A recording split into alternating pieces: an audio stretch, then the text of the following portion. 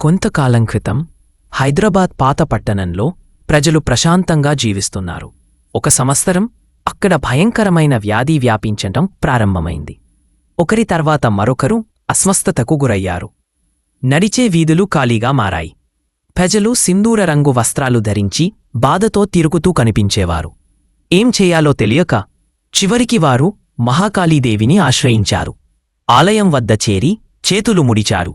కన్నీళ్లతో పిల్లలకైనా కుటుంబానికి అయినా కాపాడాలని దేవిని ప్రార్థించారు.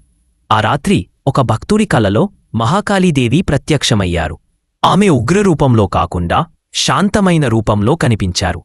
సూర్యరశ్మిలాంటి గోధుమవర్ణ చర్మం, చక్కగా ఒళ్ళో ఉంచిన నెత్తిన ముడిజుట్టు, ఎర్రని చీర కట్టుకుని కాలినడక నిలబడి ఆమె ముఖంలో చిరునవ్వు మెరుస్తోంది.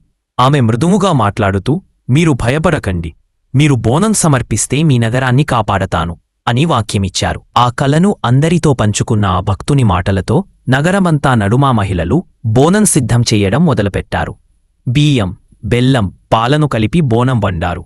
ఆ బానెళ్లను పసుపు, నిమ్మ ఆకులు, రంగురంగుల అలంకారాలతో భిన్నంగా అలంకరించారు. అనంతరం మహిళలు చీరలు ధరించి తలపై అలంకరించిన బానెళ్లను మోస్తూ ఆలయాల వైపు సాగారు. వీధుల్లో ప్రజలు సింధూర రంగు వస్త్రాల్లో బాధతో నిల్చొని చూస్తూ ప్రార్థనలు చేశారు. కాని వారి హృదయాలలో ఆశలు మళ్లీ నిండాయి. బోనాలు సమర్పించిన తరువాత వ్యాధి మెల్లగా తగ్గింది. ప్రజలు మళ్లీ నవ్వడం ప్రారంభించారు. పండుగలా నగరం మారిపోయింది. నృత్యాలు, మహాకాళీదేవిని పాడిన పాటలు నగరాన్ని మారుస్తున్నాయి. ఆ రోజు నుంచి ప్రతి సంవత్సరం బోనాలు పండుగ సందడిగా భక్తితో జరుపుకుంటారు. ప్రతి కుటుంబం, ప్రతి వీధి దేవికి కృతజ్ఞతలు చెప్పేలా మారుతుంది. ఆ దేవి ఎర్రని చీరలో, కాలినడకన, గోధుమవర్ణ చర్మంతో, మెరిసే చిరునవ్వుతో తమ ప్రజల రక్షణ కోసం ఆకాశంలో నుంచి ఆశీర్వదిస్తూ చూస్తూనే ఉంటారు. అలా బోనాలు పండుగ తెలంగాణ ప్రజలకు నమ్మకం, రక్షణ, ఆశ మరియు దేవితో ఉన్న అవినాభావ బంధానికి ప్రతీకగా మారింది. బోనాల శుభాకాంక్షలు.